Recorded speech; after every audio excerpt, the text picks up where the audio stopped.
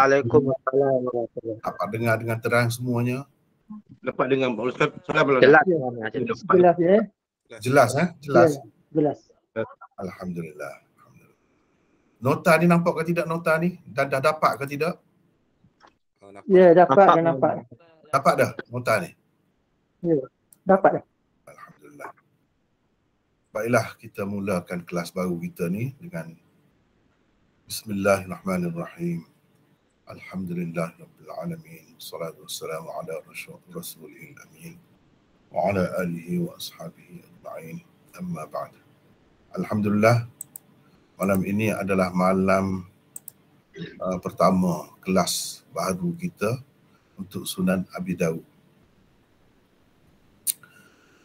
Saya mengucapkan selamat datanglah kepada pelajar-pelajar semua, khususnya pelajar-pelajar baru yang dapat mengikut cara online begini, sedangkan sebelum pada ni ramai tak dapat mengikutinya sebab kelas itu maklumlah di masjid. Asalnya saya mengajar kitab ni di Masjid Al-Muhammadi, Masjid Besar Kota Baru tu. Lepas tu lamalah beberapa tahun berjalan. Lepas tu saya, terutamanya selepas COVID lah. Selepas COVID. Ini salah satu hikmat COVID jugalah, sudut baik bagi saya. Sudut rahmat Allah SWT. Di sebalik malapetaka tu, rupanya ada banyak rahmat. Antaranya saya telah biasa menggunakan, pandailah sedikit sebanyak menggunakan cara mengajar secara online ni, menggunakan Google Meet dan sebagainya. Dan ini saya fikir, lepas tu saya fikir mereka panggil lagi, ajak lagi saya pergi ke sana. Lepas tu saya buat keputusan, saya dah nak berhentilah. Saya nak buat macam ni sebab lebih ramai, lebih munafaat, lebih umum manfaatnya untuk umat Islam sekalian. Di mana-mana pun mereka berada, mereka boleh turut. Bukan setakat boleh turut begitu saja, selama ni pun boleh dah. Dia rakaman, ada live juga. Tapi kita tidak boleh berinteraksi kan. Kita tidak boleh berinteraksi. Apa-apa yang saya tunjuk misalnya, nota tak ada selama ni. Jadi saya beriltizam, insya-Allah, mudah-mudahan Allah SWT bagi kemudahan kepada saya dan kepada kita semua. Mudah-mudahan saya dapat menyediakan nota setiap kali mengajar. Jadi itulah yang kita lakukan kali ini, sebab kita mula ada nota. Sebenarnya kitab itu saya telah mengajar dah separuh dah, lebih kurang separuh kitab tu. Jadi setelah bincang-bincang dengan pihak penganjur teratak hadis ini, mereka bersetuju nak buat kelas ni, dan mereka cadangkan kita, sebab saya mengajar dulu pun tiap-tiap minggu juga. Jadi 2 minggu untuk, sebab ramai pelajar baru ni, kita start daripada awal pula. Jadi mengambil kira pelajar-pelajar baru. Jadi minggu pertama macam sekarang ni, malam ni, dan minggu ketiga kita start daripada awal. Jadi saya tunjuk sedikit saya tunjuk sedikit. Ni senang ni, ini kebaikannya. Kita guna cara ni. Ni umpamanya ini jilid 1. Yang saya guna dulu kitab Badlul Majhud inilah. Dan insya-Allah akan datang pun inilah yang menjadi rujukannya. Walaupun dulu tak ada nota, dan insya-Allah seterusnya kita akan ada nota. Walau bagaimanapun ini menjadi rujukan utama saya lah dahulu dan seterusnya. Di samping kitab-kitab rujukan yang lain. Jadi ini kita akan mulakan daripada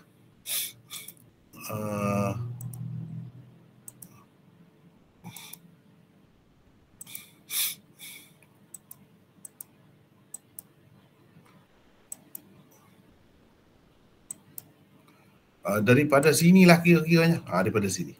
Kitabut Taharah. Ini permulaan kitab Abu Daud. Dia mulakan dengan Kitabut Taharah. Dan seterusnya, kena ingatlah tu, rasanya dah diedar dah jadual pun. Minggu kedua dan minggu keempat, kita akan sambung. Maknanya lebih dah 10, jilid ke-10 dah saya mengajar dulu. Mana tinggal 11, 12, 13, 14. Sedikit lagi. Jadi minggu kedua dan minggu ketiga kita akan sambung lah daripada sini. Ini kitab jilid ke-10. Dengan saya insya-Allah buat nota juga untuk ini, untuk manfaat kita semua. Jadi kalau pelajar yang baru masuk pun dia boleh tunggu juga yang ni, sebab dari satu seginya bagus juga. Tidaklah jadi lama sangat kan. Jadi bahagian awal pun berjalan, bahagian tempat berhenti dulu pun berjalan juga, terus berjalan. Jadi mana-mana yang telah mengikuti dahulu, dia nak ikuti yang ni saja pun terpulang lah. Tapi sekarang ni akan ada nota pula. Jadi saya harap kalau ada peluang, mana ikuti juga minggu pertama dan minggu ketiga tu daripada awal, sebab ada nota tu. Itu kelebihannya. Dan saya boleh tunjuk di sini kitab-kitab rujukan itu boleh tunjuk di sini. Itulah serba sedikit tentang latar belakang. Saya mengajar Abu Daud dahulu. Jadi ini oleh kerana kelas baru, pihak penganjur minta meraihkan pelajar-pelajar baru tu, elok saya start daripada awal. Saya pun fikir, yalah kalau dah nak start daripada awal, saya tulislah pula. Itulah saya buat nota. Hari ni, malam ni, kita akan mulakanlah, tapi tak mula lagi kitab itu. Kita terlebih dahulu sebagaimana biasa, saya perkenalkan dahulu siapa pengarang dan latar belakang kitab yang kita nak baca tu. Bagaimana caranya untuk kita mengambil manfaat sebanyak mungkin apabila kita belajar Sunan Abi Daud. Apa keistimewaannya, apa bezanya daripada kitab-kitab lain, apa istilah-istilahnya yang digunakan, mungkin tidak ada di dalam kitab-kitab hadis yang lain.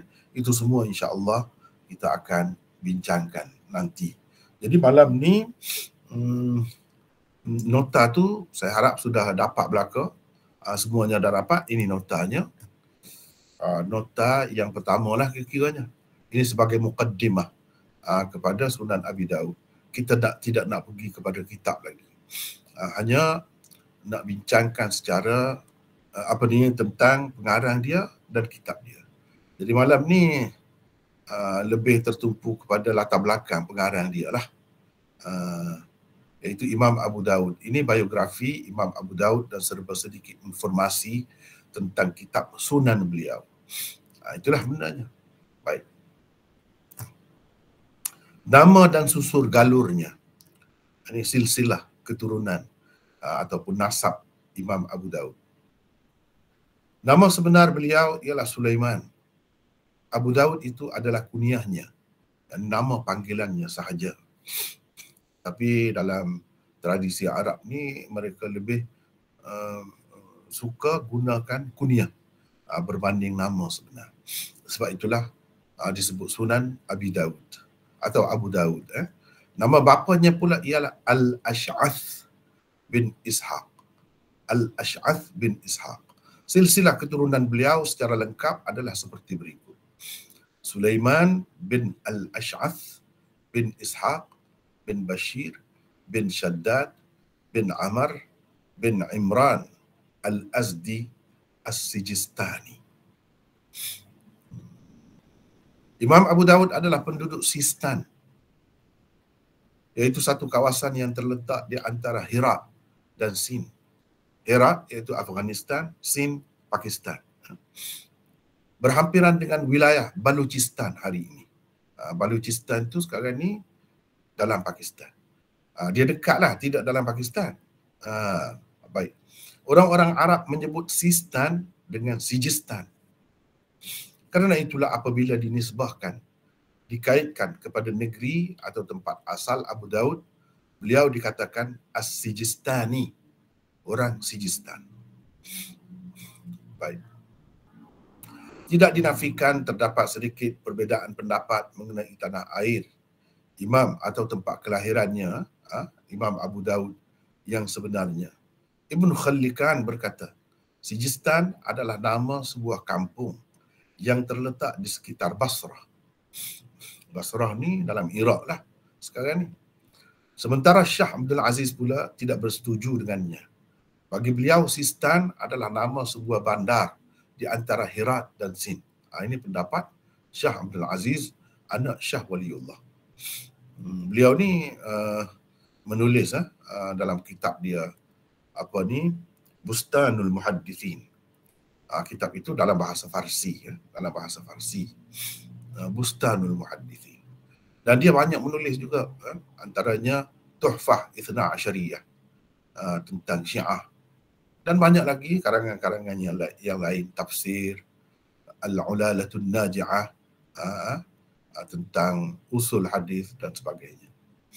Kebanyakan karangannya dalam bahasa Farsi. Jika dilihat kepada peta yang terdapat hari ini, tidak ada pula sebuah bandar bernama Sistan di kawasan itu. Yaqut Al-Hamawi menulis, Sistan terletak di kawasan sekitar Khurasan. Ia dipanggil juga Sijz. Nampaknya pendapat Yaqut ini lebih tepat. Sebab itulah Imam Abu Daud juga dikaitkan dengannya. Beliau juga disebut As-Sijzi. As-Sijzi, mana orang Sijz. Peta yang terdapat hari ini menunjukkan Sijistan itu terletak di antara beberapa wilayah. Di sebelah utaranya Khurasan, di sebelah baratnya Kirman, di sebelah selatannya terletak Mukran, dan di sebelah timurnya pula terletak Sind. Sekarang ini wilayah Sistan terletak di sebelah barat daya Afghanistan dan ia terbahagi kepada dua bahagian, Sistan dan Rihistan. Sebahagian daripadanya terletak di sebelah timur Iran sekarang ini. Baik. Mungkin juga di suatu ketika dahulu, seperti mana kata Yaqut itu dalam Khurasan, sebelum wujud lagi negara Iran hari ini dengan nama ini, ia terletak dalam wilayah Khurasan dahulu. Justru Khurasan pernah terkenal sebagai sebuah wilayah yang sangat luas pada suatu ketika dahulu. Jadi itulah serba sedikit tentang nama dan nasab Imam Abu Daud serta tempat lahir dan tempat asal beliau. Para ulama bincang tentang ini, begitu juga tentang nama. Ini saya buat nota ni secara ringkas-ringkas, cepat-cepat. Jadi saya tidak masukkan lagi semua rujukannya. Begitu juga khilaf-khilaf pendapat itu, saya tak masuk sebab ini nota untuk kita buat mengajar begitu. InsyaAllah bila jadi buku nanti, banyaklah tempat-tempat yang akan diperincikan. Sebagai contohnya saya nak tunjuklah kepada hadirin, hadirat sekalian, sahabat-sahabat saya sekalian. Contoh, bagaimana apabila dah jadi buku, dia jadi gini. Sebagai contohnya, ini salah satu rujukannya. Tengok ni. Ni tentang Abu Daud.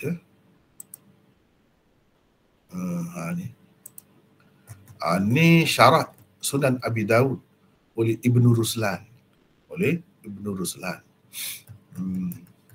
Banyak syarah Abu Daud ini. Ini antaranya dalam ni pentahqiq dia buatlah. Ini bukan Abu Daud sendiri, tidak, bukan Ibnu Ruslan, tapi orang kemudian buat. Cuma kalau kita tengok di sini memang lebih detail lah. Misalnya cuba tengok di sini tentang pengenalan tentang Abu Daud, namanya dan nasabnya, iaitu Sulaiman bin Al-Ash'ath bin Ishaq bin Bashir bin Shaddad. Demikianlah nasabnya dikemukakan oleh dua orang muridnya, Ibnu Dasah dan Abu Ubaid Al-Ajurri.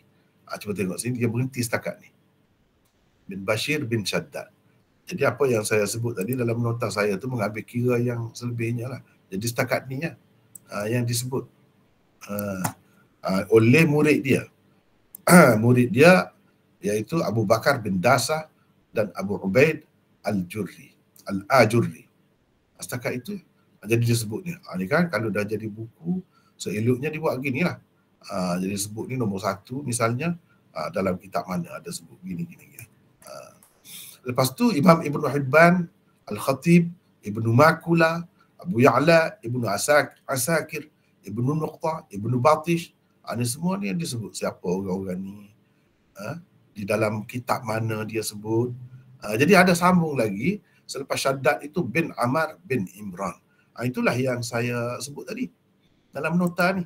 Jadi mengambil kira apa yang disebut oleh orang-orang lain lagi. Mana di atas Syaddad itu ini nenek moyangnya Imam Abu Daud itu. Al-Azdi dia disebut. As-Sijistani. Al-Azdi itu dikaitkan dengan keturunan dia. Apabila Azd yang berada di Yaman sebenarnya asalnya. Asal usul dia daripada sana. Lepas tu macam mana anak cucu mereka itu sebahagiannya pergi ke sini. Dan di sinilah lahir Imam Abu Daud As-Sijistani. As-Sijistani. Jadi saya tak sebut semua itu, harap maklumlah.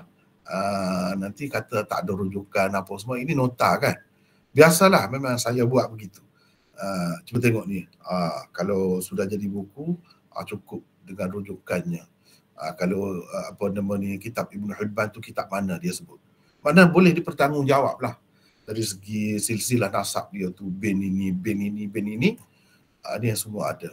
Misalnya Ibnu Hibban dalam kitabnya Al-Thiqat, jilid 8, muka surat 282. Khatib, yang Khatib Baghdadi dalam Tarikh Baghdad, jilid 9. Dan semua ni ada rujukan. Semua ni ada rujukannya.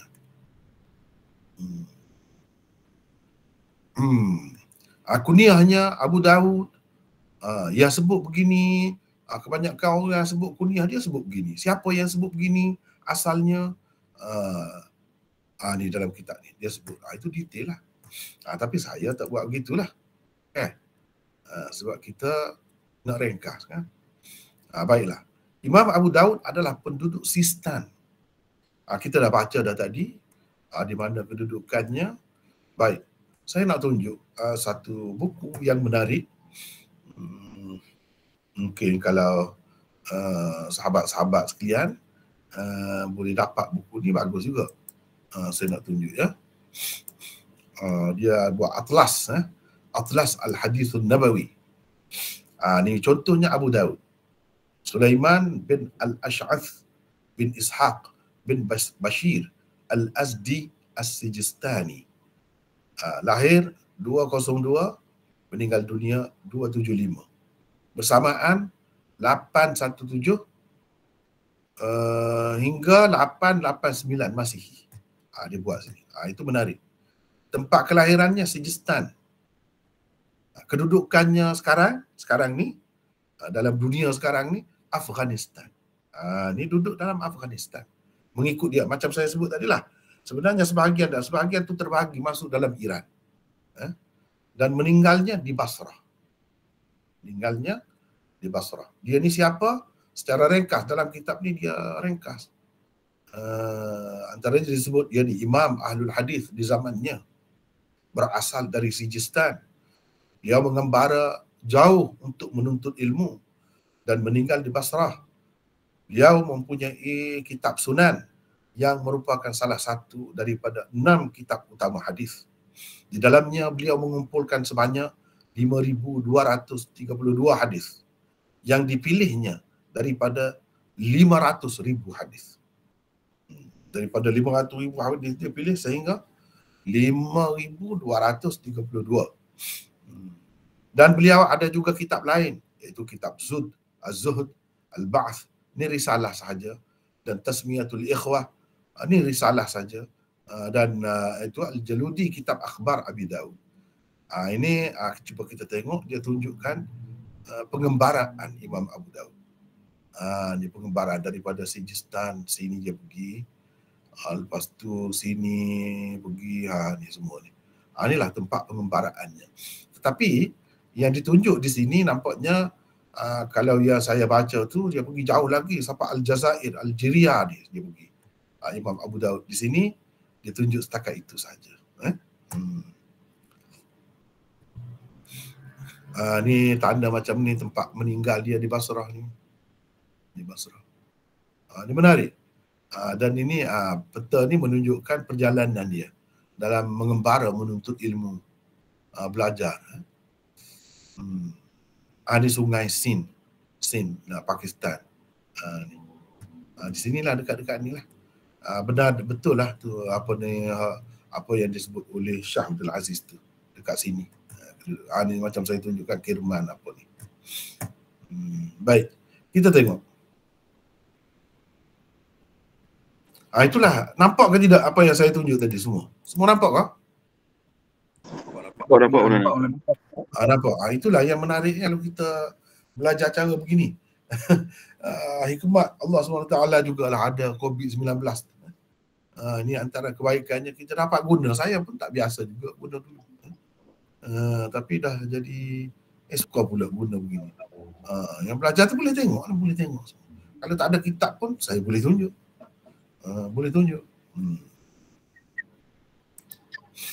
Baik. Khurasan ini sebenarnya satu wilayah yang luas dahulu. Semua Afghanistan termasuk dalam Khurasan. Sebahagian daripada Pakistan dan Iran itu masuk dalam Khurasan lagi. Turkmenistan, Tajikistan itu banyak, Uzbekistan itu sebahagiannya masuk dalam wilayah Khurasan lagi di suatu ketika dahulu. Jadi itu perlu kita tahulah. Kalau di Kelantan ni dulu ada seorang syekh yang dikenali sebagai orang yang mula-mula lah bawa hadis, ilmu hadis ke Kelantan. Tempat saya duduk ni, kita sekarang ni Kelantan ni, nama dipanggil, dikenali dia dengan Tuk Khurasan. Tuk Khurasan. Jadi mengikut cucu dia lah cerita, dan salah seorang anak murid saya, Ustaz Ya, dia pergi belajar dengan anak Tuk Khurasan itu pula. Jadi anak Tuk Khurasan tu, tanah dia, peninggalan nenek moyang dia, ayah dia tu ada di dalam Pakistan. Itu maknanya Khurasan lagi pada ketika itu. Jadi orang sebut dia sebagai Tuk Khurasan.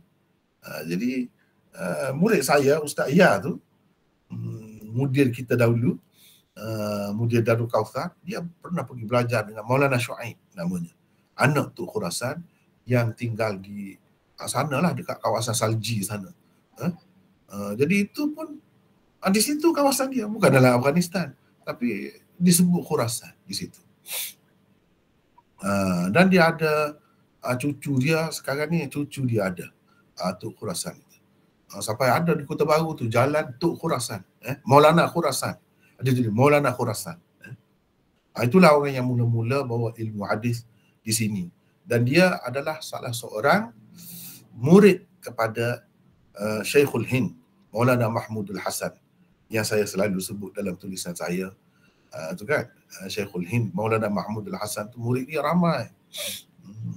Antaranya Maulana Ubaidullah Sindi, itu murid dia. Anwar Shah Kashmiri, itu anak murid dia. Dan salah seorangnya Tuk Khurasan itu.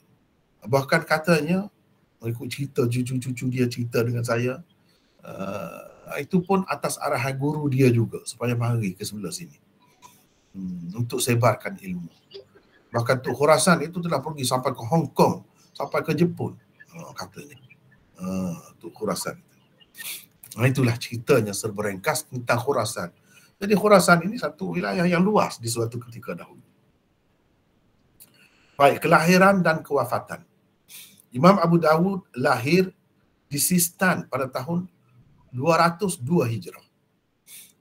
Jadi kan macam tadi saya tunjukkan, ni buku ni sangat menarik. Dia tunjuk dalam bentuk peta begitu.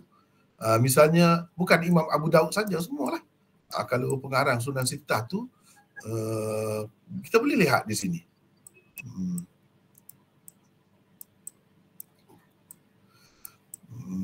Sekejap ya. Ini contohnya Imam Bukhari. Nama dia, tarikh lahir dan tarikh meninggalnya, mengikut tahun Hijri dan tahun Masihi ada disebut di sini. Tempat lahirnya di Bukhara. Itu negeri sekarang ni jadi orang sebut apa, Uzbekistan. Imam Bukhari dalam Uzbekistan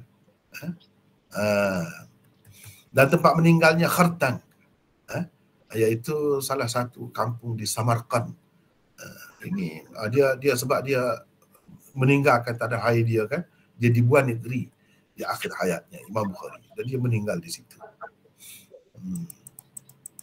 Imam Muslim misalnya di Naisabur orang sebut je. Sekarang ni dalam Iran.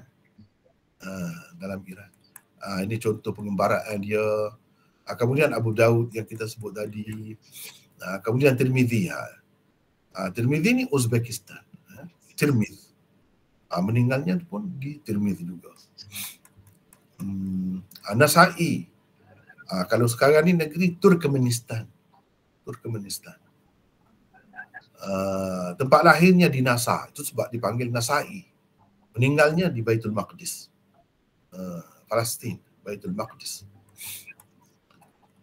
Kemudian kita tengok Ibnu Majah, Qazwin, sekarang ni dalam Iran, sekarang. Dan meninggalnya di Qazwin juga. Itu serba sedikit dia sebut, dengan peta dia menunjukkan ke mana dia pergi mengembara, belajar apa semua tu, ada di sini. Okay. Baik, kelahiran dan kewafatan. Imam Abu Daud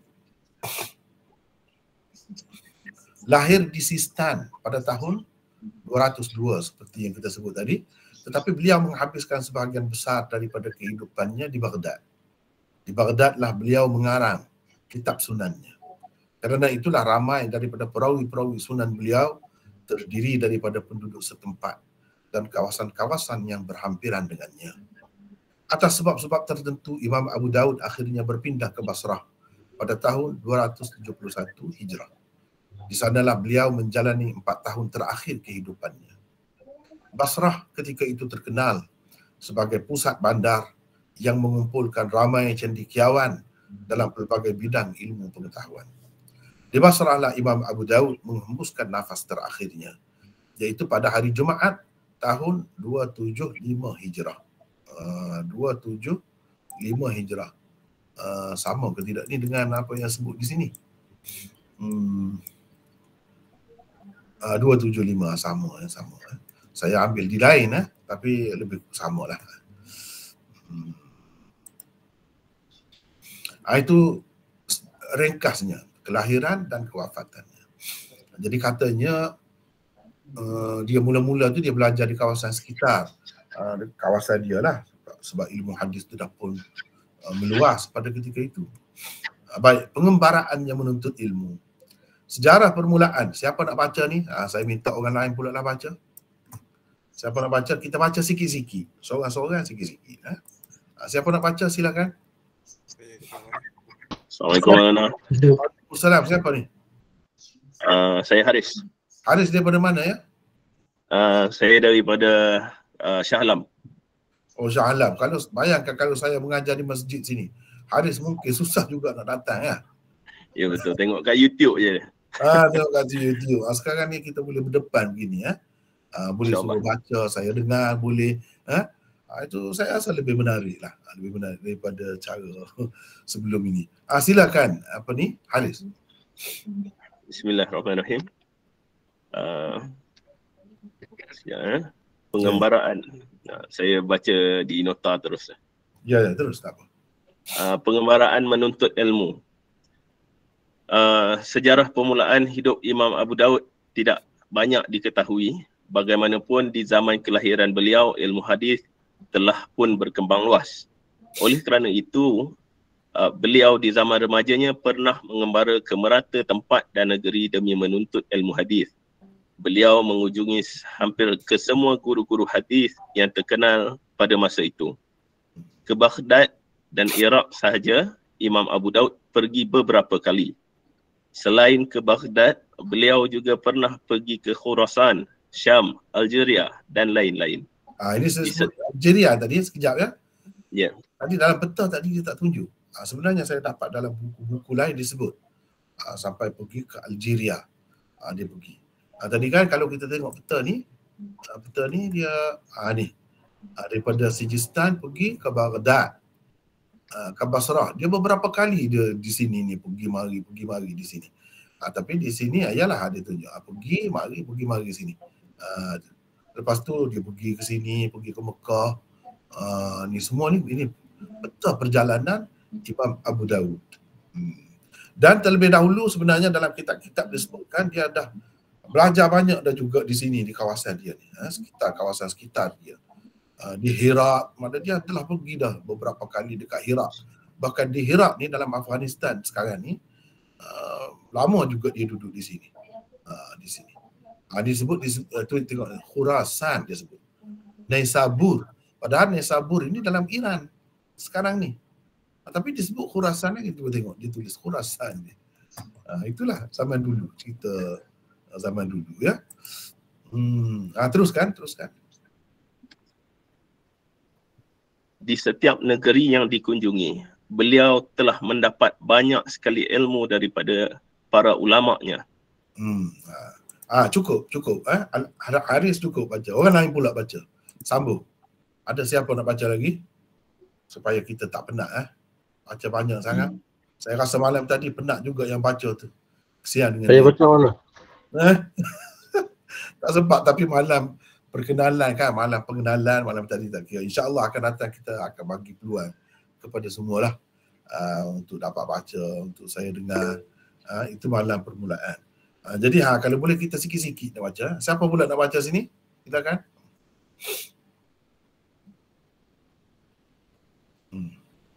Dah ada nota semua kan? Kan tak ada? Ada. Sila. Siapa nak baca? Sila. Saya baca mana? Siapa ni?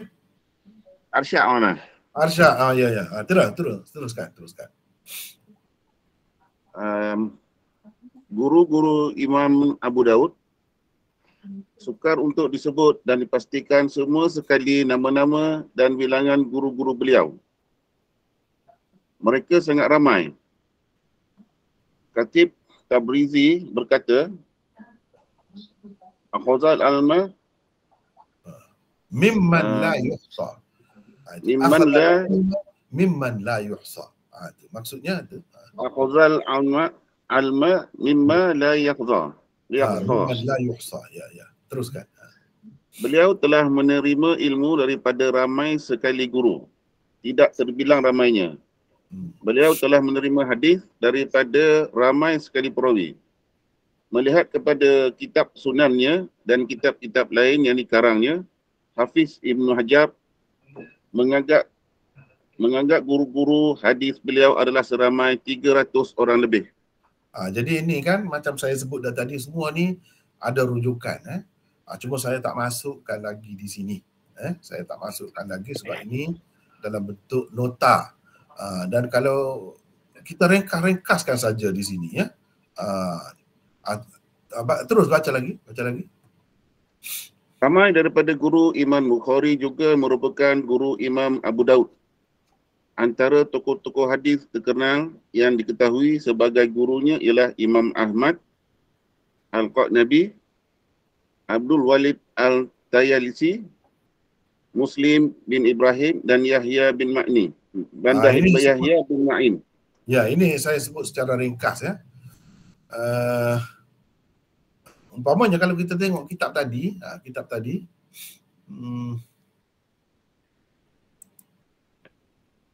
sekejap sekejap.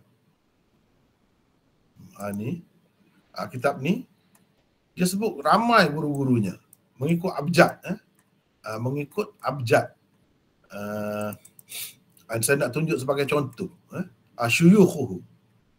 Dia sebut mengikut abjad ni 1, 2 Ibrahim saja, nama berapa Ibrahim saja. Dan setiap orang ni disebut ni ada kitab yang sebut. Ni sebagai guru-gurunya ni ada kitab ni. Guru ni meninggal pada tahun berapa, semua tercatat dalam sejarah. Semua tercatat dalam sejarah.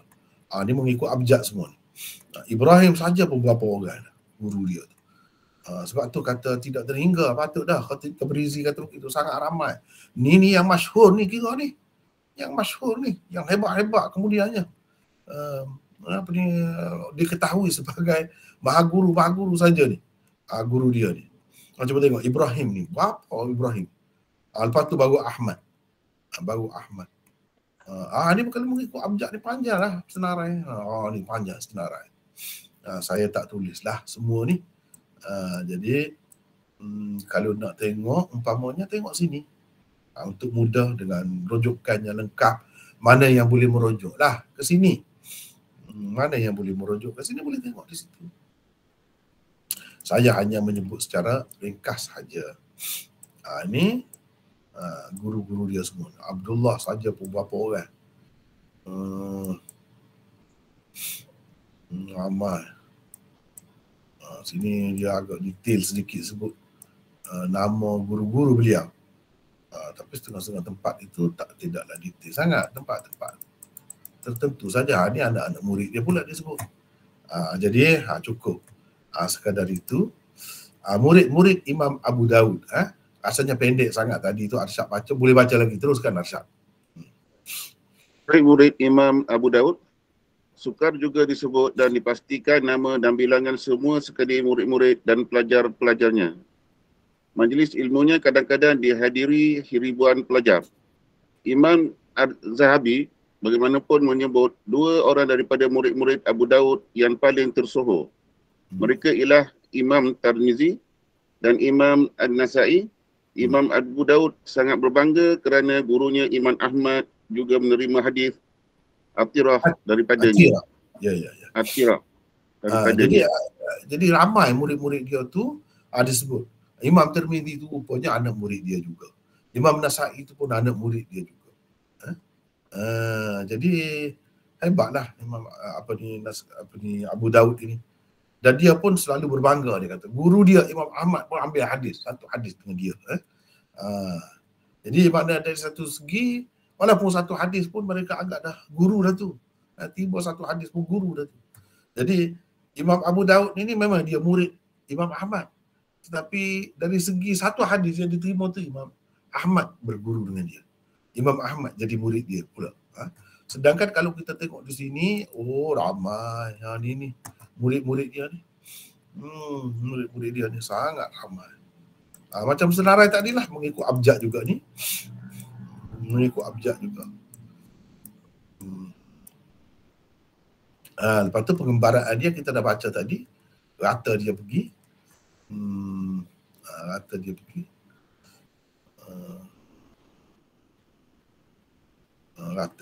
Inilah antaranya. Baik. Kezuhudan dan ketakwaan. Saya rasa boleh lagi Arsyad baca sedikit lagi. Silakan Arsyad. Kezuhudan dan ketakwaan. Imam Abu Hatim berkata, Imam Abu Daud adalah seorang yang unik di zamannya, baik daripada segi fiqh, keilmuan, hafalan hadis, kezuhudan, ibadat dan keyakinan diri. Mulla Ali Al-Qari berkata, Imam Abu Daud berada pada kedudukan yang tinggi dalam kewarakan, ketakwaan, kesucian diri dan ibadat. Dikatakan Imam... saya tidak sebutlah di sini. Saya tak sebut di sini. Banyak lagi cerita-cerita dia tu kan. Antaranya pelik dia ni. Antaranya yang peliknya di lengan baju dia ni kan sebelah besar, sebelah kecil. Dia tak kisah, dia tak peduli pun orang. Sebelah ni dia letaklah barang-barang keperluan dia sebagai bungkus, bungkus macam beg dia. Sebelah ni dia kata tak, orang tanya dia kenapa begitu. Sebelah ni tak perlu dah kata dia. Saya buat pesan ni. Sebelah ni sebab saya nak bubur barang-barang ni. Zaman dulu kan, reka-reka dia bubur. Jadi macam beg pula dia. Itu yang perlu, sebab tu saya buat besar. Jadi dia tak fikir benda ni orang tengok jadi pelik kan. Tak sama saiz dia sebelah ni dengan sebelah ni. Dia tak kisah. Itu kezuhudan dia ni, tak kisah dunia. Tak kisah. Apa orang nak kata dia tak kira. Dia kira dia lah. Dia kira dia. Teruskan, dikatakan Imam Abu Daud dalam tindakan dan tutur katanya sangat menyerupai gurunya Imam Ahmad.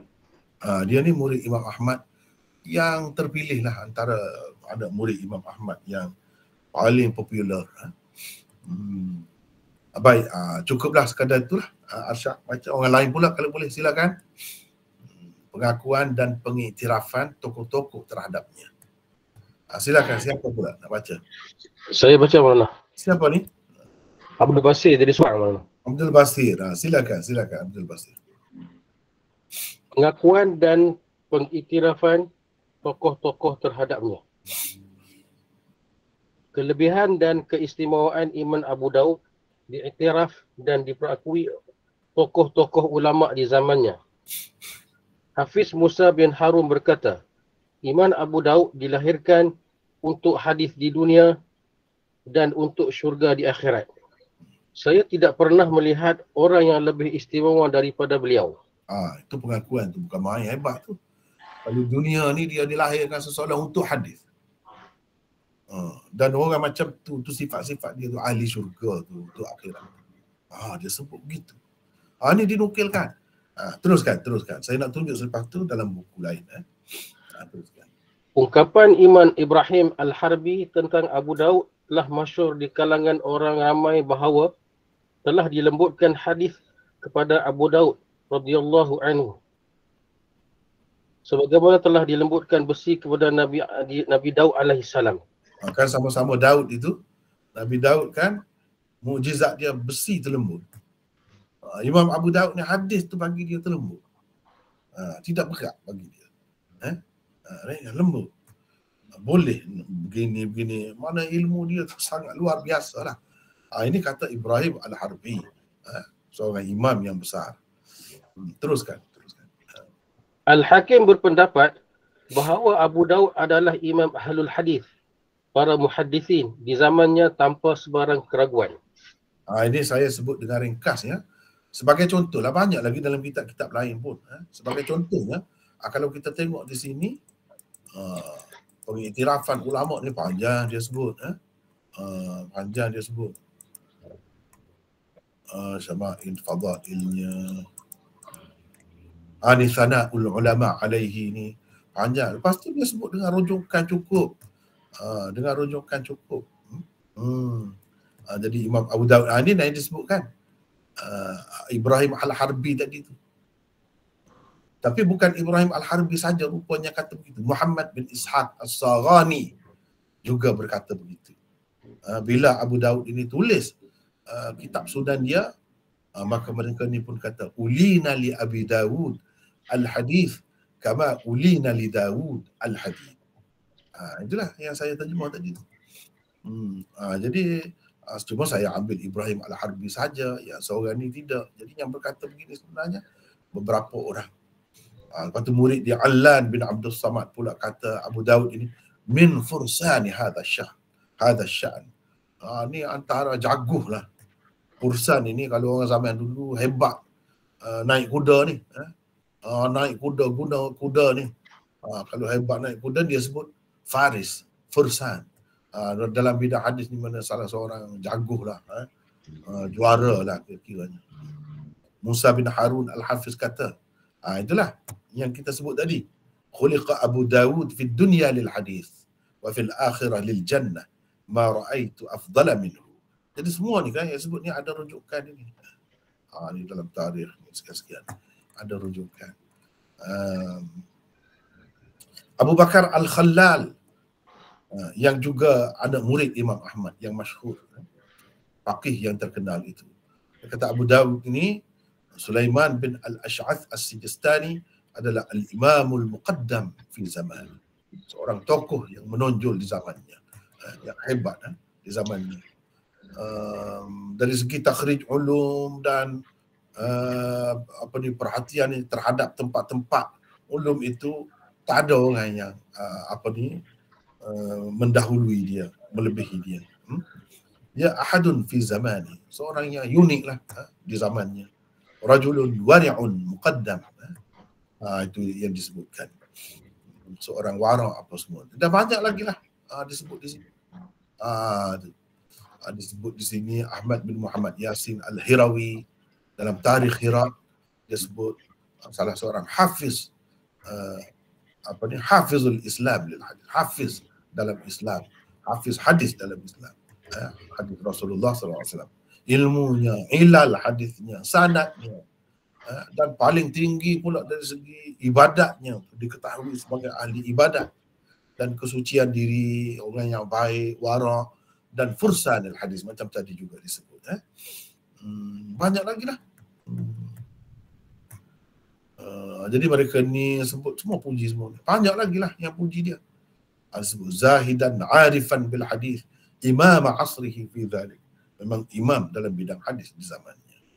Ibnu Hibban, Sam'ani pula kata Abu Daud ni salah seorang imam dalam dunia ni, baik dari segi fiqh, ilmu, hafalan, ibadat, waraknya, keteguhan ilmunya. Dia ni selain daripada ingat hafal hadis-hadis, mengarang pula dan membela sunnah dan menentang orang-orang yang menyalahi sunnah dan sebagainya. Ini yang saya nukil tadi. Ini Imam Abu Daud ini imam ahlul hadis di zamannya tanpa sebarang keraguan. Tak ada siapa pun pertikaian. Itu makna bila mudafa'ah.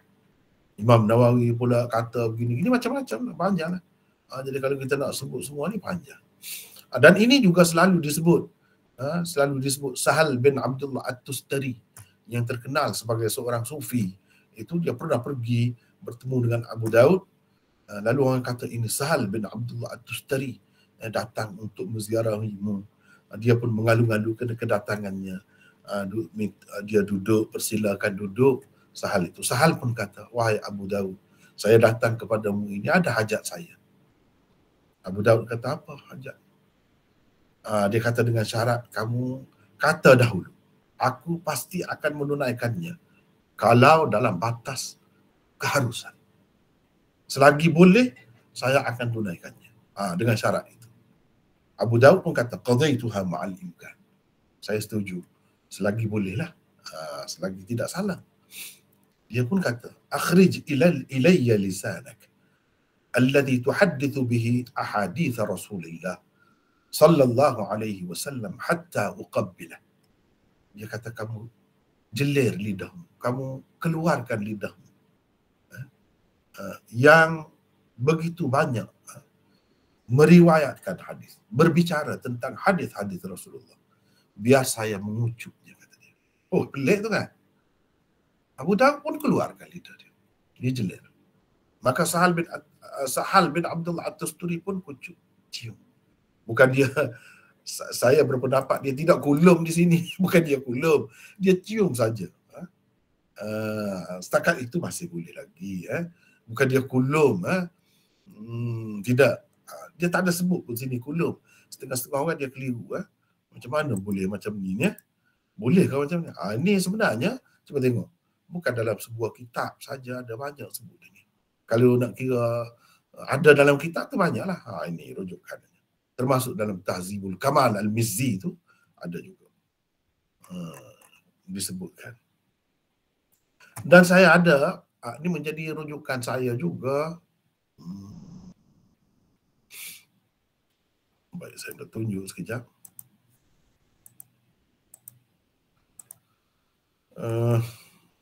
Oh, tak ada.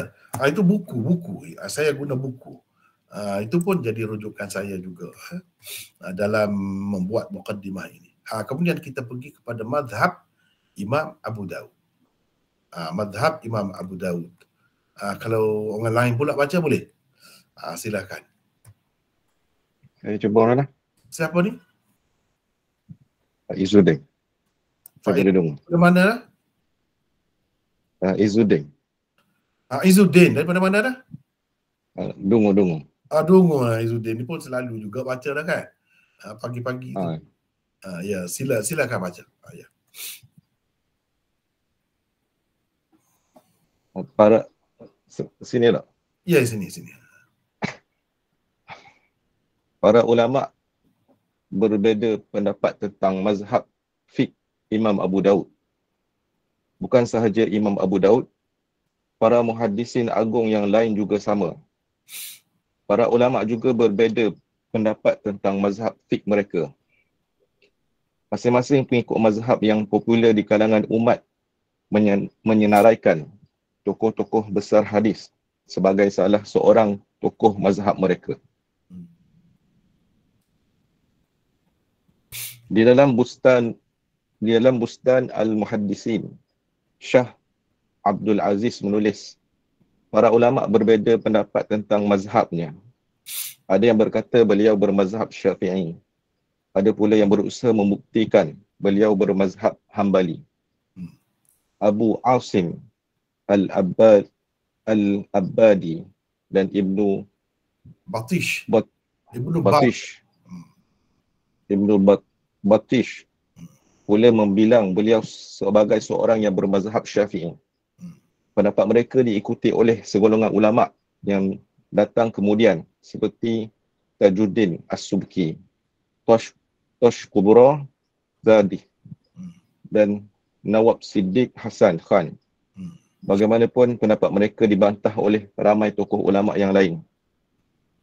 Ad-Daudi berkata, mereka tidak mengemukakan dalil yang menyokong pendapat mereka itu. Teruskan. Kebanyakan penulis biografi ulama, antaranya Abu Ishaq Ash-Shirazi, Al-Qadi Abdul Husain bin Abi Ya'la Al-Farra, menyenaraikan nama Imam Abu Daud dalam kelas pertama tokoh-tokoh mazhab Hambali. Imam Az-Zahabi bahkan telah mengira beliau sebagai seorang murid terpilih Imam Ahmad. Al-Muhaddis Maulana Muhammad Anwar Shah Al-Kashmiri, Syekhul Hadis Maulana Zakaria dan lain-lain pula yakin beliau adalah salah seorang tokoh besar dalam mazhab Hambali. Syekhul Islam Ibn Taymiyah pernah ditanya tentang mazhab enam pengarang kitab-kitab utama hadis dan lain-lain tokoh hadis. Adakah mereka mujtahid yang tidak bertaklid kepada sesiapa atau mereka juga muqallid? Jawab beliau, Bukhari dan Abu Daud adalah dua orang imam mujtahid dalam fiqh. Muslim, Tirmizi, Nasa'i, Ibnu Majah, Ibnu Khuzaimah, Abu Ya'la, Al-Bazzar dan lain-lain, semuanya bermazhab ahlul hadis. Mereka tidak bertaklid pada mana-mana ulama secara khusus dan tidak juga mereka termasuk dalam mujtahid mutlak. Mereka lebih cenderung kepada pendapat imam-imam hadis seperti Syafi'i, Ahmad, Ishaq, Abu Ubaid dan lain-lain. Antara mereka ada yang pendapatnya lebih dekat dan lebih rapat dengan pendapat Imam Ahmad, seperti Abu Daud dan lain-lain. Pandangan mereka bagaimanapun lebih cenderung kepada aliran Ahlul Hijaz berbanding aliran-aliran Ahlul Iraq seperti Abu Hanifah dan As-Sawri. Seperti telah disebutkan sebelum ini, tokoh-tokoh ulama hadis Deobandi lebih cenderung mengatakan Imam Abu Daud bermazhab Hambali. Kata mereka, dengan meneliti tajuk-tajuk bab yang dibuat beliau, dapat dikatakan secara putus bahawa beliau memang bermazhab Hambali. Itu pendapat ulama-ulama Deobandi lah, bukan seorang sebenarnya. Saya perhatikan ramai mereka cenderung mengatakan Imam Abu Daud ni bermazhab Hambali. Tetapi saya lebih bersetuju dengan pendapat Syekhul Islam Ibn Taymiyah tadi. Dia ni termasuk dalam Ahlul Hadis. Saya lebih di sini. Selama saya mengajar beberapa tahun lama dah di Masjid Muhammadi ni sampai ke jilid 10 tu lah yang saya tunjuk tadi tu, banyak tempat saya bertemu. Pendapat dia tidak sama dengan pendapat Imam Ahmad. Jadi kita nak kata dia ni bermazhab Ahmad secara mutlak begitu tak tepat bagi saya. Tak tepat. Misalnya dalam mazhab Ahmad ni boleh qasar jamak sembahyang musafir ini. Imam Ahmad tidak begitu. Dia kata Imam Abu Daud ni 3 batu boleh dah. Sembahyang jamak ni. Tu kan? Saya semasa mengajar tu saya sebut banyaklah tempat-tempat yang dia bercanggah dengan Imam Ahmad. Jadi nak kata dia ni pengikut Imam Ahmad atau bermazhab Hambali secara khusus begitu saya tak setuju. Walau bagaimanapun orang-orang yang kata dia ni bermazhab Hambali, mereka ada bukti juga. Macam saya sebut tadi ulama-ulama Deobandi tadi, mereka ada alasan. Ada alasan. Itu betul. Cuma banyak pendapat dia sama dengan Imam Abu Daud, itu betul. Saya tidak nafikan itu. Sebab itu lebih ramai ulama mengatakan dia ni cenderung kepada mazhab Ahmad, itu betul. Sebab memang Imam Ahmad tu guru dia pun. Memang guru dia. Jadi kalau banyak persamaan pun tidak pelik lah. Tidak pelik. Tapi saya tidak bersetuju dengan mereka daripada segi nak kata dia ni bermazhab Hambali. Banyak pendapat dia sebenarnya bercanggah dengan mazhab Hambali.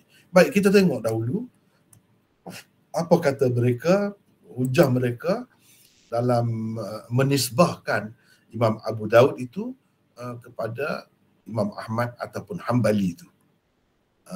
Teruskan Izzuddin, teruskan. Pada banyak tempat di dalam sunannya, Imam Abu Daud mentarjihkan hadis-hadis yang menyokong aliran mazhab Ahmad. Padahal ada banyak juga hadis-hadis yang menyokong pandangan aliran-aliran lain. Antara contohnya, pertama, beliau mengadakan tajuk bab begini: Babu karahiyah istiqbalil kiblati inda qada'il hajah, tanpa menyebutkan di dalamnya wa istidbariha. Wastidbariha. Jadi dia tak kata begini. Sekejap Izzuddin. Kalau orang lain buat tajuk, dia buat gini: Babu karahiyat istiqbalil qiblah wastidbariha. Dia buat gini. Nampak ke tidak saya tunjuk ni? Nampak ke tidak saya tunjuk ni? Nampak ni. Dia ada tambah di sini. Kebanyakan ulama hadis buat tajuk, dia penting, sebab itu kita kena faham. Ulama hadis ni kita nak faham, nak tahu pendapat dia macam mana, kita tengok tajuk bab yang dia buat tu. Untuk setiap hadis tu dia ada tajuk. Dia tak sama tajuk tu. Orang lain buat macam lain, orang lain buat macam lain, walaupun hadisnya sama. Di situ kita boleh tahu pendapat dia. Jadi Imam Abu Daud ni, kalau bab ni dia tak ada ni, wastidbariha ni dia buat. Ini bagi pengkaji penting tu. Bagi orang yang baca sepintas lalu saja, dia tak faham, dia tak nampak itu semua tu. Tapi bagi orang yang belajar sungguh, dia tahu penting apa sebab dia buat. Silakan Izzuddin, teruskan. Sebabnya, teruskan. Sebabnya ialah, teruskan. Putus tak? Putus, tak dengar. Sekali lagi macam mana? Sebabnya ialah, dengar Maulana? Dengar. Sebabnya ialah membelakangi kiblat ketika qada' hajat menurut Imam Ahmad adalah harus secara mutlak. Kemudian beliau mengadakan pula satu tajuk bab begini: Babur rukhsati fi zalik, bab keharusan membelakanginya. Membelakangi kiblat itu harus. Mana boleh. Ini menunjukkan dia ni sepahaman, sependapat dengan Imam Ahmad. Sebab Imam Ahmad kata membelakangi kiblat pada ketika buang air itu boleh secara mutlak. Secara mutlak itu maksudnya dalam tandas yang ada dinding lengkap begitu kan, atau di padang yang terbuka begitu pun boleh. Yang tak bolehnya menghadap kiblat. Itu tak boleh. Itu dilarang. Imam Ahmad berpendapat begitu. Ada juga ulama, macam ulama-ulama dalam mazhab Hanafi, mereka berpendapat tak boleh menghadap kiblat ini dalam ketika qada hajat itu tak boleh secara mutlak. Tidak kira dalam bangunan ke ataupun di luar ke, tak boleh. Mereka kata begitu. Membelakangi tak boleh, menghadap kiblat pun tak boleh. Ada juga yang mengatakan menghadap pun tak apa, membelakangi pun tak apa kalau dalam bangunan. Ada dinding gitu di rumah misalnya. Yang tak boleh itu di padang, tempat terbuka itu tak boleh. Membelakangi pun tak boleh, menghadap kiblat pun tak boleh. Imam Syafi'i antaranya yang berpendapat begitu. Dan banyak lagi pendapat-pendapat yang lain. Kalau kita tengok daripada cara dia buat tajuk ni, ini nampak sependapat ni dengan Imam Ahmad. Sependapat dengan Imam Ahmad. Lepas tu dia buat tajuk pula, Babur rukhsati fi dhalik, bab keharusan membelakanginya, keharusan berbuat begitu, maknanya membelakangi kiblat itu. Teruskan Izzuddin. Beliau mengadakan tajuk bab berbunyi babul bauli qa'iman, bab kencing sambil berdiri. Lalu di bawahnya beliau kemukakan hadis Huzaifah berikut. Wabihi qala haddatsana Hafs bin Umar wa Muslim bin Ibrahim qala haddatsana Syu'bah qala Itu kalau ada ha macam tu, kita kena baca gini. Ha qala wa haddatsana Musaddad. Begitu. Ha qala wa haddatsana Musaddad. Qala haddatsana Abu Awanah wa hadza lafzun Hafsin an Sulaiman an Abi Wa'il an Huzaifah qala ata Rasulullah sallallahu alaihi wasallam subatata qaumin fabala qa'iman summa da'a bima'in famasaha ala uffai. Saya tidak terjemah di sini sebab kita bukan nak bincang hadis tu lagi, cuma sekadar nak sebut ni hadis ni. Hadis inilah yang jadi bukti kepada ulama-ulama yang mengatakan kencing sambil berdiri itu boleh. Ni Huzaifah kata Rasulullah sallallahu alaihi wasallam pergi atau datang ke satu tempat pembuangan sampah bagi satu kaum, satu golongan, kelompok masyarakat. Lalu beliau kencing sambil berdiri. Kemudian beliau minta air. Minta air tu, lepas tu dia berwuduk lah dan sapu khufnya. Itu ceritanya.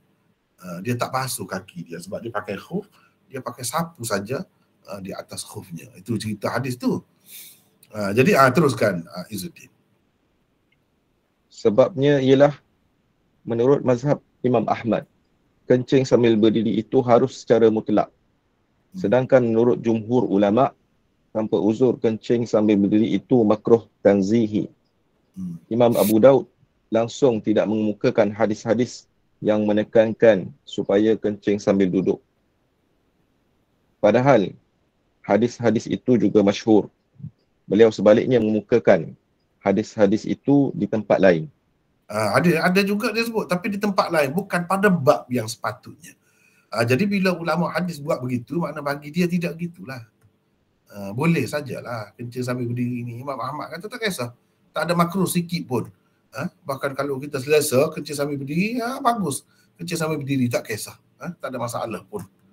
Sebab tu dia buat tajuk bab ni, dia buat main hadis ni saja. Hadis yang menyebutkan tentang kencing sambil duduk ada banyak juga, dan masyhur juga. Itu dia tak bawa di sini. Dia bawa bab ni. Dia kalau sebut pun dia lain. Sampingan begitu saja. Bukan dia bawa bab yang sepatutnya. Ataupun dia buat bab kencing sambil duduk, dia tak buat. Ini menunjukkan dia sependapat dengan Imam Abu Daud. Bahkan dia ni bermazhab Hambali, kata mereka lah. Bagi saya, begitu juga saya nampak Ibnu Taimiyah dan ramai lagi yang lain, mereka mengatakan itu kebetulan saja. Kalau sama pun memanglah dia ni antara yang banyak pendapatnya bersamaan, serupa dengan Imam Ahmad. Itu tidak nafi, tak ada siapa pun nafi itu. Tapi nak kata dia ni Hambali seperti orang-orang lain yang jelas sebagai ulama dalam mazhab Hambali, itu bukan. Walau bagaimanapun mereka ada bukti. Jadi orang yang kata dia tu Syafi'i tak kemukakan bukti, cuma kata dia saja Syafi'i, kata saja. Bukti mereka ni kemukakan bukti juga. Biarlah, ikut mana-mana pun ada juga bukti. Seterusnya ini saya nak minta orang lain pula lah baca ya. Yang ketiga ni seterusnya siapa nak baca pula? Saya mana? Siapa ni? Abdullah Suhaimi. Abdullah Suhaimi daripada mana ya? Daripada Marang. Oh, daripada Marang Terengganu Ya. Silakan. Nombor 3 kan? Ya. Imam Abu Daud mengadakan tajuk bab berbunyi babun fi tarkil wudu'i mimma massatin nar. Bab tidak perlu berwuduk kerana memakan sesuatu yang dimasak dengan api. Kemudian beliau mengadakan bab tasydid fi zalik. Bab larangan keras terhadapnya selepasnya. Maksud beliau ialah mengatakan kewajipan berwuduk selepas memakan sesuatu yang dimasak dengan api. Melalui tajuk bab pertama, Imam Abu Daud mengisyaratkan kepada kata-kata Jabir di bawah bab itu bahawa kana akhirul amraini min Rasulillah sallallahu alaihi wasallam tarkul wudu'i mimma ghayyaratin nar. Ya. Amma Rasulullah yang terakhir ialah tidak berwuduk kerana memakan sesuatu yang dimasak dengan api. Oleh kerana kata-kata Jabir itu dijadikan sebagai dalil oleh jumhurul ulama tentang mansuhnya hukum keperluan berwuduk selepas memakan sesuatu yang dimasak dengan api, dan ia merangkumi juga hukum berwuduk selepas memakan daging unta. Maka Imam Abu Daud mengadakan selepasnya tajuk bab kedua tadi.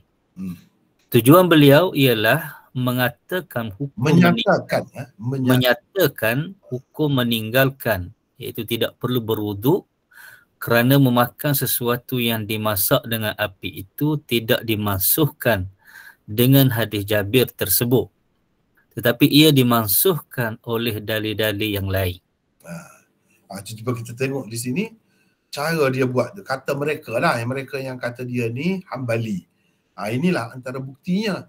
Kalau kita tengok babun fi tarkil wudu' mimma massatin nar ni di bawah ni, dia buat tajuk begini. Tidak perlu berwuduk kerana memakan sesuatu yang dimasak dengan api, yang disentuh api. Itu maksudnya yang dimasak dengan api lah. Jadi tajuk ni lebih menyokong jumhur ulama yang mengatakan tak perlu berwuduk. Tak perlu berwuduk. Lepas pada tu di bawah tajuk bab ni dia ada kata-kata Jabir tadi tu. Kata-kata Jabir ni. Jadi kalau mengambil kira yang ni bermakna semualah yang disentuh oleh api itu termasuklah daging unta. Sebab biasanya orang tak makan daging unta mentah gitu, makan yang dimasak lah. Sedangkan mengikut mazhab Ahmad, kalau makan daging unta ni batal wudu. Kena ambil air sembahyang, kena ambil wudu. Jadi dia oleh kerana dia tak mahu masuk tu, yang tu. Kalau kita kata semua yang dimasakkan dengan api itu dimansuhkan, ni hadis ni memansuhkan semua, bermakna daging unta yang dimasak itu pun tak perlu berwuduk juga bila kita makan. Mansuh semualah. Sebab itu dia buat pula bab ni. Babut tasydid fi dhalik. Bab larangan keras terhadapnya. Larangan keras terhadapnya. Begitu. Lepas tu dia buat lagi lah. Dia nak ceritanya unta tu, daging unta tu tak termasuk. Tak termasuk. Tidak termasuk di bawah umum ni. Mansuh. Bahkan yang lain-lain pun tidak termasuk dengan itu. Kata dia. Dia masuk dengan dalil lain. Dia kata begitu. Jadi ini cara orang mazhab Ahmad tu nak bela mazhab dia. Nak mempertahankan mazhab dia, gitulah. Dia takwil. Kata mereka. Kalau Imam Abu Daud ini bukan mazhab Hambali, kenapa dia bela sangat tu?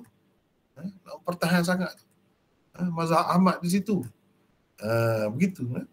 Bahkan dalam mazhab Ahmad setengah-setengah tu, sampai sekarang ni pun, walaupun tidak sepakat lah di antara mereka pun, makan benda yang disentuh atau dimasak dengan api batal wudu.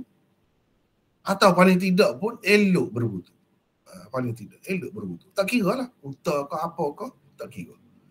Cuma kebanyakan mereka kata yang kena berwuduk tu kalau makan daging unta. Kalau yang lain tu tidak. Tidak. Sebab dimansuhkan, kata dia. Tapi mansuh tu dia tak mahu terima juga. Kata-kata Jabir tu. Mansuh dengan sebab lain. Sebab kalau terima hak Jabir kata ni, termasuklah juga unta tu. Sedangkan dia tengok ada hadis banyak. Bila makan daging unta tu Nabi suruh berwudu. Jadi dia pegang dengan itu. Itu cara orang Hambali. Jadi kata mereka ini menunjukkan Abu Daud ini bermazhab Hambali.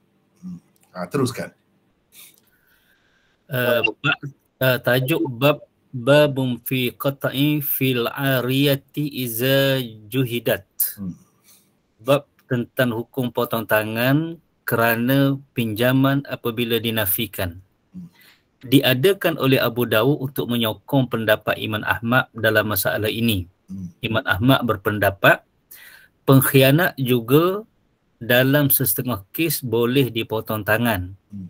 Pendapatnya ini berbeza daripada pendapat jumhurul ulama. Sedangkan sebelum itu, beliau iaitu Imam Abu Dawud telah pun mengemukakan satu hadis di mana Rasulullah sallallahu alaihi wasallam bersabda, "Laisa 'alal kha'ini qat'un." Bermaksud tiada hukum potong tangan terhadap pengkhianat. Hadis inilah yang menjadi pegangan jumhurul ulama. Tapi dia tak pakai ni. Dia buat ni. Babun fil qat'i fil 'ariyah idza juhida.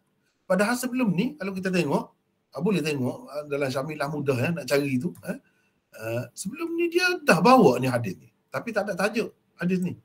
Dia kemuka. Hadis ni sahih. Dia kemuka dah. Lepas tu dia buat pula. Ni makna ada dalam setengah-setengah kes dia potong tangan itu. Orang yang pinjam sesuatu, kalau macam ni teruklah sekarang ni, pinjam bank, kau pinjam apa tu, bila dinafikan, dia kata tak, dia tak pinjam. Sekarang ni banyak bukti-bukti apa ni macam-macam lah. Itu susah sikit nak nafi ya. Kalau zaman dulu main saksi gitu kan, mungkin dinafikan. Kalau terbukti memang betul, dia ambil tu harta orang tu, tak ada lagi bank pada masa tu. Lepas tu dia nafi, seperti mencuri juga. Imam Ahmad pakai macam tu. Jadi pendapat Imam Ahmad tu berbeza daripada pendapat jumhur ulama. Tapi Imam Abu Dawud buat tajuk ni. Maknanya dia setuju dengan Imam Ahmad tu. Padahal hadis ni dia tahu, dia bawa sendiri sebelum tu. Maknanya dia tak pakai hadis ni. Dia tak pakai.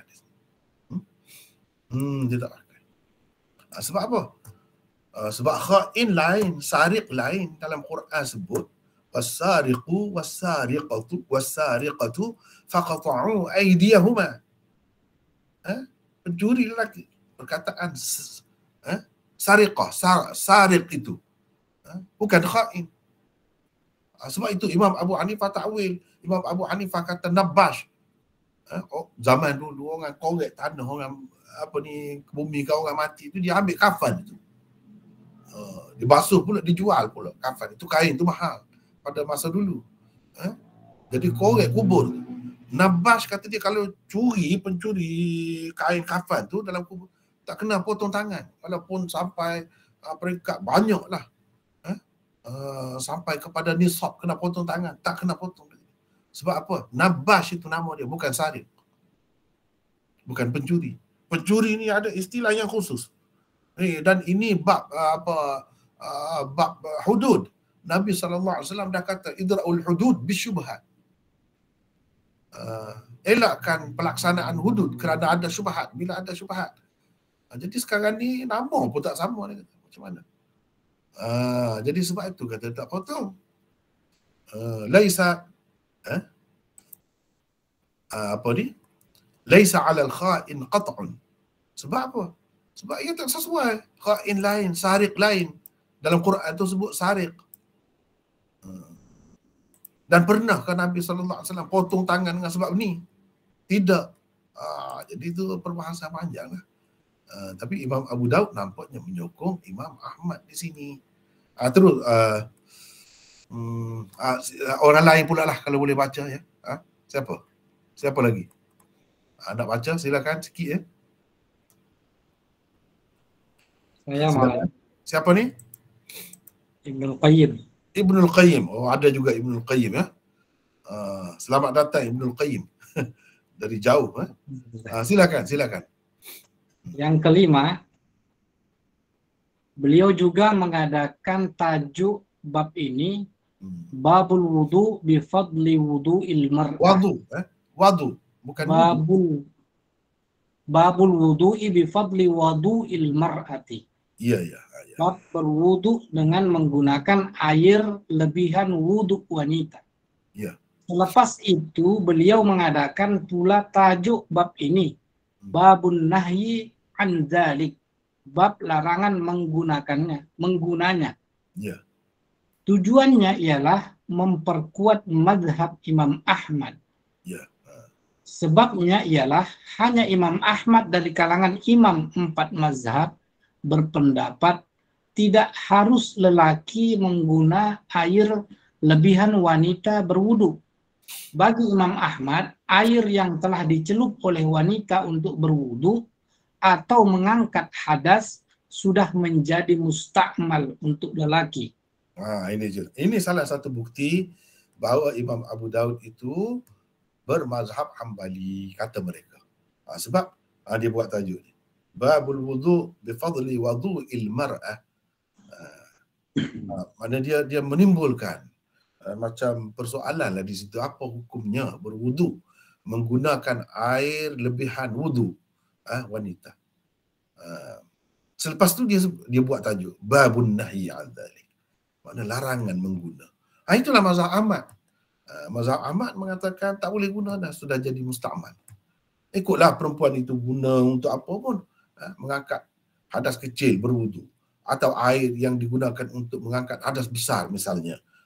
Air lebihan dalam besin, dalam baldi umpamanya.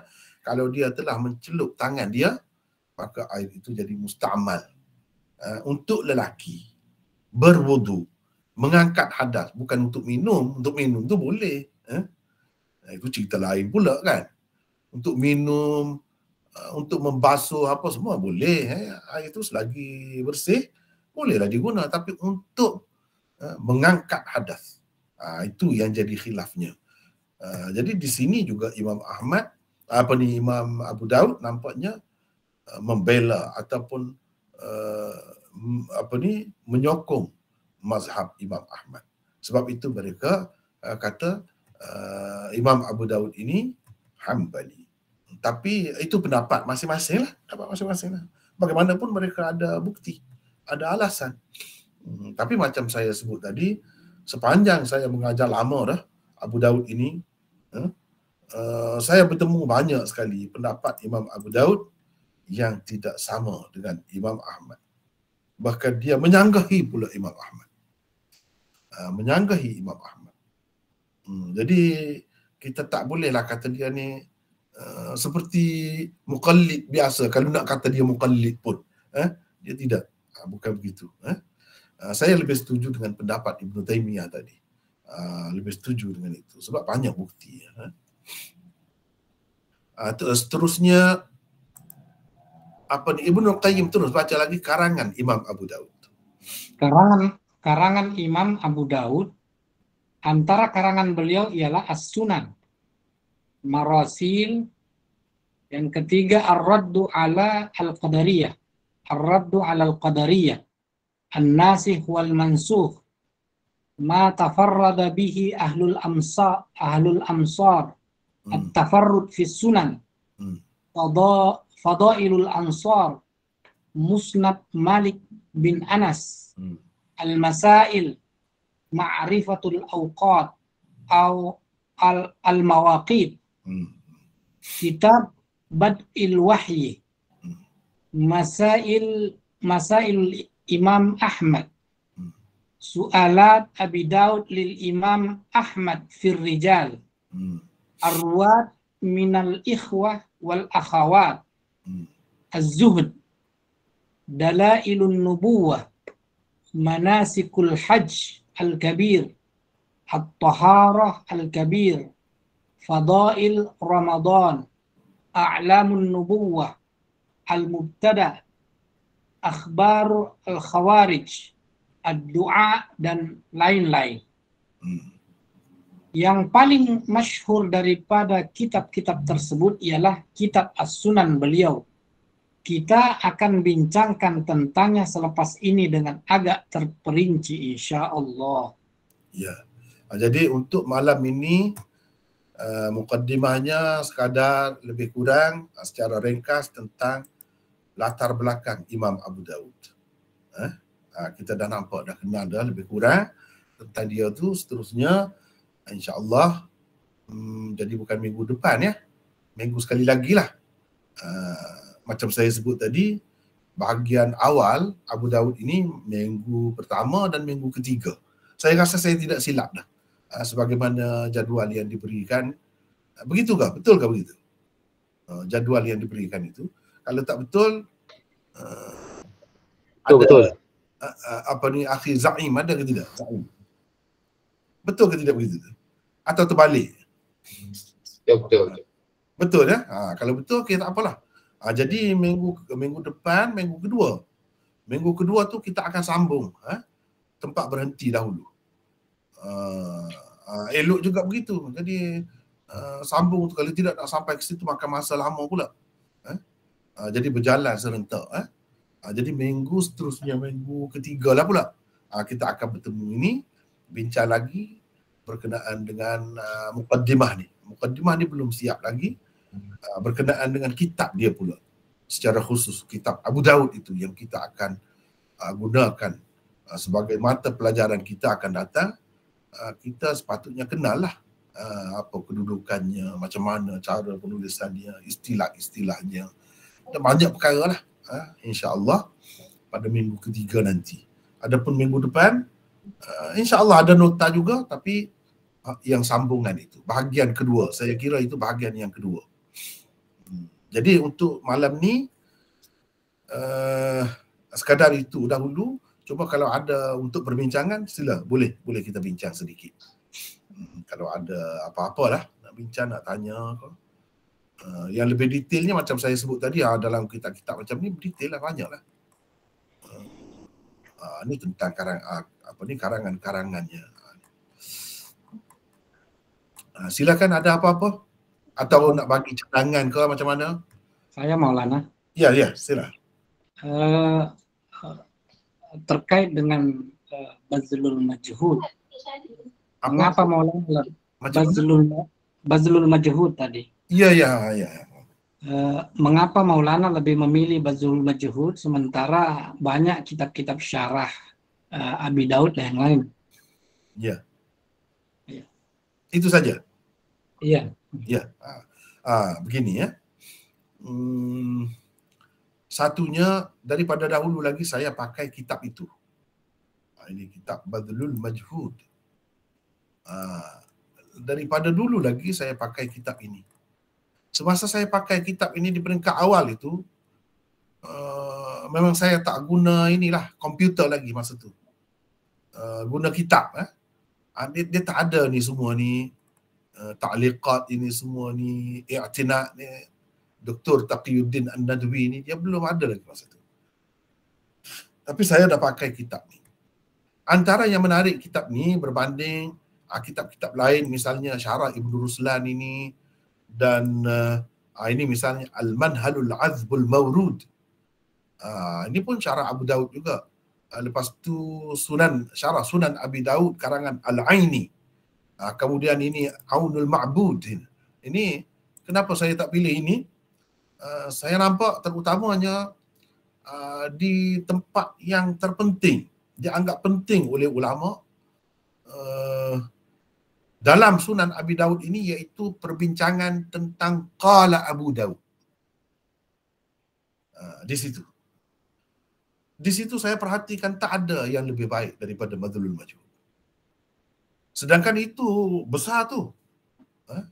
Keistimewaan Abu Daud itu tak ada dalam kitab lain, tak ada.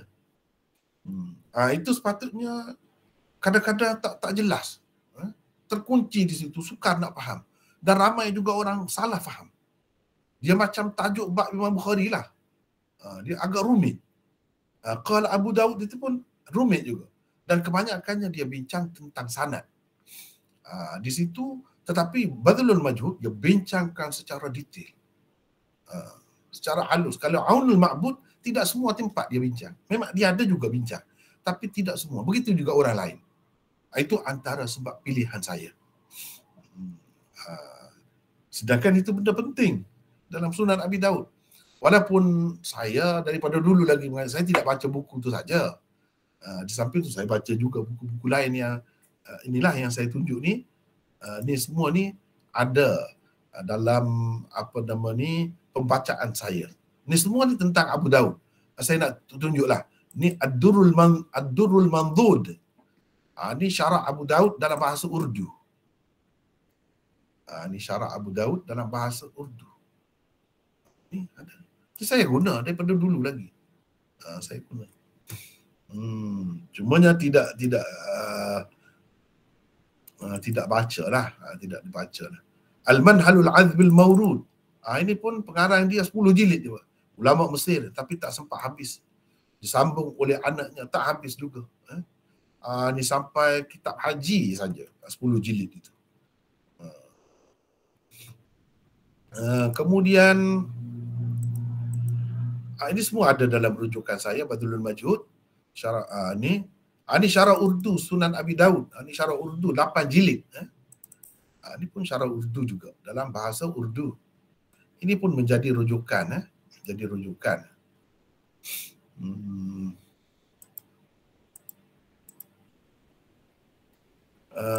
Begitu juga ni syarah Sunan Abi Daud Al-Aini.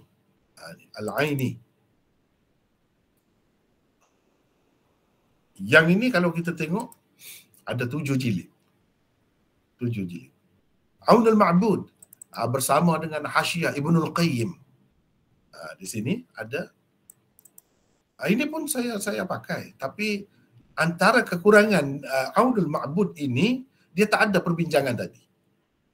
Saya nak tunjuk kepada akhi Ibnul Qayyim dan saudara-saudara kita yang lain juga boleh ambil munafaat. Ini cuba tengok ni. Falah Hubuhbud ada 2 jilid. Ini khusus bincang tentang qala Abu Daud sahaja. Bayangkan. Falah Hubuhbud syarah Urdu Abu Daud, qala Abu Daud sebenarnya. Ini dikarang oleh Maulana Muhammad Hanif Gangguhi. Ini tentang qala Abu Daud dalam Sunan Abi Daud saja. Bila kita baca ni baru kita nampak, begitu hebat perbincangan tentang qala Abu Daud ini. Jadi ulama India telah buat benda-benda begini yang tidak ada di lain, yang tidak ada di lain. Dan dalam bahasa lain pun tak ada macam ni, perbahasannya detail tu. Sehingga ia 2 jilid. Ini 2 jilid. Kemudian Fadlul Ma'bud, ini pun syarah Abu Daud juga. Syarah Abu Daud juga ada 5 jilid. Ini semua dalam perhatian saya semua ni. Lepas tu sama juga Sunan Abi Daud. Ini sangat menarik ni. Sunan Abi Daud. Ini pun syarah dalam bahasa Urdu juga. Sangat menarik. Dia ada takhrij hadis semua, tahqiq apa semua ada. Itulah antaranya. Yang sejilid ni banyak. Macam yang saya tunjuk tadi. Ini semua ni berkenaan dengan Abu Daud semua. Berkenaan dengan Abu Daud semua.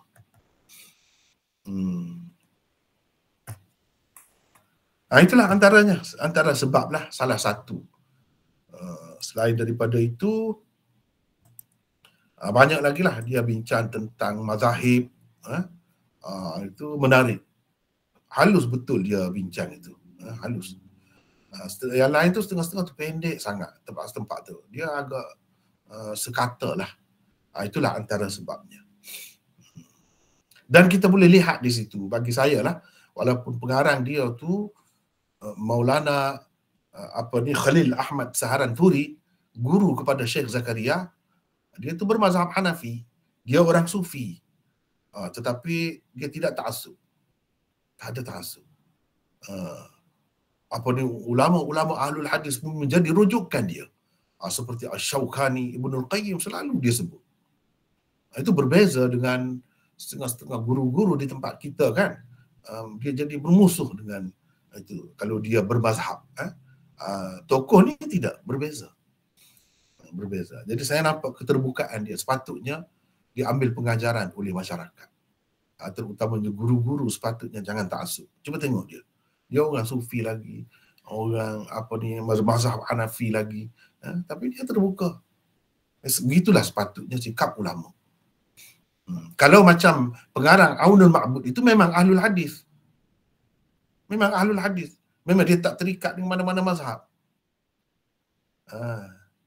Dan dia karang yang lebih besar lagi, Ghayatul Maqsud. Itu 30 jilid. Syarah Abu Daud. Itu memang ahlul hadis. Aunul Ma'bud dulu dikarang. Lepas tu baru Badlul Majhud. Kedua-duanya oleh tokoh di India. Hebat. Dua aliran ni memang banyaklah berjasa memberi sumbangan kepada umat, terutamanya dalam bidang hadis, iaitu aliran Ahlul Hadis dan aliran Deobandi. Khalil Ahmad Saharanpuri ni kira aliran Deobandi lah, aliran Deobandi. Ya. Ya, ada lagi yang lain silakan. Saya Maulana. Ya, ya. Kalau dari sudut Izzuddin. maratib saya. Ya, ya. Dengar Maulana. Dengar ya. Dari sudut maratib pengajian ilmu hadis, Sunan Abu Daud ni seperti ada Maulana pernah sebut, pastinya dipelajari selepas Jami' Tirmizi tau. Betul. Itu kita akan bincang kemudian. InsyaAllah. Dia ada tertib dia, tertib belajar. Dia duduk nombor 2 dalam tertib belajar. Dalam tertib darjah kitab hadis, dia nombor 3. Mana selepas Bukhari, Muslim, Abu Daud. Dalam 6 Sunan Sittah tu kan, dia nombor 3 dari segi tertib darjat dia. Dia nombor 3. Ya, dari segi tertib pengajian, dia nombor 2. Ya. Cuma nak tahu sebab apa dia letak nombor 2 Maulana. Itu. Dia begini. Kalau Imam Tirmizi dia sebut tentang mazhab. Sedang tu. Imam Abu Daud dia sebut tentang dalil bagi setiap mazhab itu. Sebab itu dia letak nombor 2. Nanti saya akan bincangkan kemudian bila kita bincangkan tentang kitab Abu Daud itu, insya-Allah. Kalau sahabat-sahabat sekalian pernah ikuti saya bincang dulu, ada rakaman itu, di situ pun saya dah sebut dah kenapa tidak sebut dah. Ya. Yang lain ada lagi, silakan.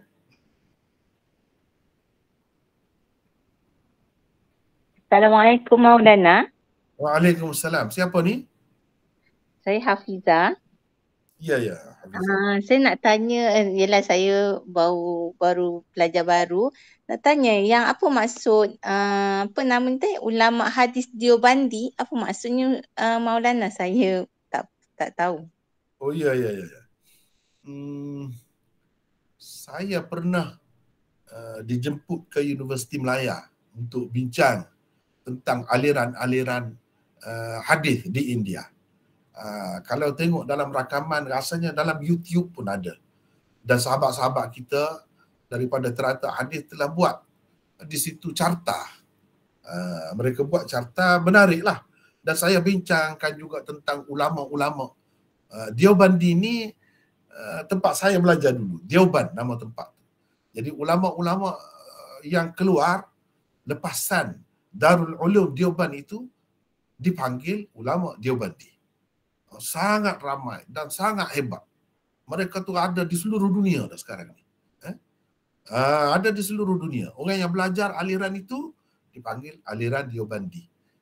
Saya sendiri kebetulan ya, dari segi sanad belajar, dari segi guru-guru saya memanglah aliran Deobandi. Aliran Deobandi. Itu dia ada 2 aliran pengajian hadis yang besar di India, Deobandi dan Ahlul Hadis. Walaupun saya di Deobandi dan ramai lagi yang seperti saya di Deobandi, tapi kami sangat terbuka lah. Tak kisah Ahlul Hadis mana, kita pakai semua. Sebabnya ulama-ulama kita semua. Itu maksud Deobandi itu. Jadi kalau nak tengok, mungkin boleh tengok dalam YouTube. Sahabat-sahabat kita telah buat senarai itu. Macam mana pecahan dari segi silsilah nasab pengajian itu. Sanadnya sampai kepada orang ini aliran Deobandi. Ini aliran Ahlul Hadis pula sampai ke mana. Akhirnya dia bertemu dengan Syah Waliullah juga di situ. Sama-sama sampai ke situ. Ini aliran pengajian hadis di India. Dan sangat masyhur. Ramai, bukan seorang 2 alim ulama dia. Ribuan, puluhan ribu dah sekarang ni. Dan mereka melata pergi sampai ke Afghanistan, Pakistan. Kata dah pergi. Itulah. Boleh faham? Faham, saya minta kalau boleh tengok YouTube itu. Saya bincang tentang dua aliran ulama tu. Tengok sini. Dan ada carta semua mudah nak faham, insya-Allah. Terima kasih Maulana. Sama-sama. Ada lagi satu lagi boleh insya-Allah. Assalamualaikum Maulana. Waalaikumsalam. Siapa ni? Satu lagi aliran di India apa? Berelwi. Apa Nadwi itu kira Deobandi juga. Oh. Mazahiril ulum Syekh Zakaria tu kira Deobandi juga. Sebab guru-guru dia Deobandi juga. Guru-guru mereka tu Deobandi. Cuma dia ada sekolah-sekolah lain pula. Pecahan-pecahan dia tu banyak pula. Jadi saya rasa setakat itulah dulu ya untuk malam ni. Sebab kita pun jaga masa kan. InsyaAllah kita akan bertemu lagi minggu depan. Masa yang sama. Tetapi bahagian yang kedua Abu Daud ya. InsyaAllah. Jadi sekadar itulah dulu untuk malam ini. Wallahu a'lam. Wa akhiru da'wana alhamdulillahi rabbil alamin. Assalamualaikum warahmatullahi wabarakatuh. Waalaikumsalam.